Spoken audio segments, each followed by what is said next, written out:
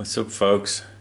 This is a little book review I said I'd do for a book that I bought the other day, which I think is pretty sexy.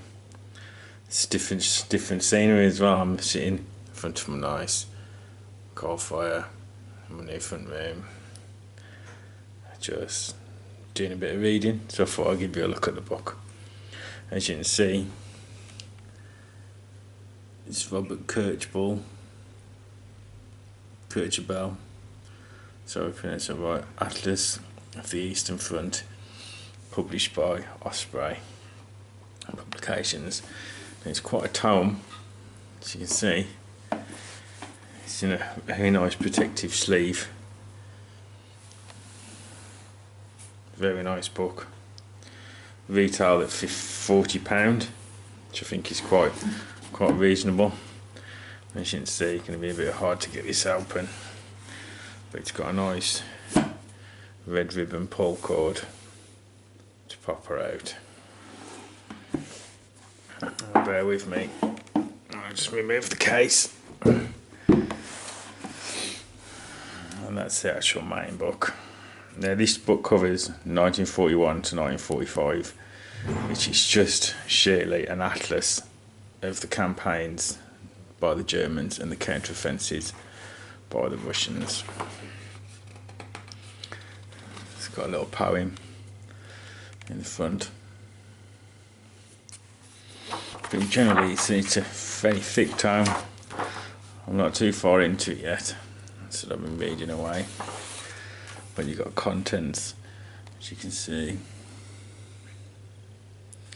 Quite a lot. It tells you in certain sections: Operation Barbarossa, Soviet winter, counter-offensive, offensive, chapter Operation Blue, Soviet winter counter-offensive, summer and autumn, Soviet offensive, Central Europe and Germany. So it breaks it down into sort of like manageable chapters. It's got a nice key for all the index through the book and the maps, all the different regiments that were there and army groups. And then it's got the typical Osprey maps that you get in the Osprey books. It's a nice overview.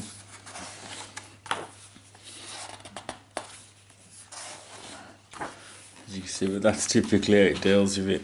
Gives you the map, directional as to where the army groups are going, an idea on who's dealing with what, and then it gives you a breakdown of each of the operations and the methodology behind it. And then from the larger overviews, it gives you the opposing plans from the different sides. Got a nice ribbon to mark your page. But I think this book would be handy for anybody that was interested in the campaign on the Russian front. It does with large scale operations, and it breaks down into more city operations like that, Stalingrad. And I just think it helps you, if you're like me and not an absolute expert on the field. It gives you, it plugs the holes in your knowledge that you don't really know about the main offensives and stuff and things like that, and it allows you to key point specific battles and actually see who's there, what battle groups are there, and just basically cherry pick parts of the campaign that you want to learn a bit more about, and learn to play and basically tabletop game that specific area. But actually, it's a lovely book.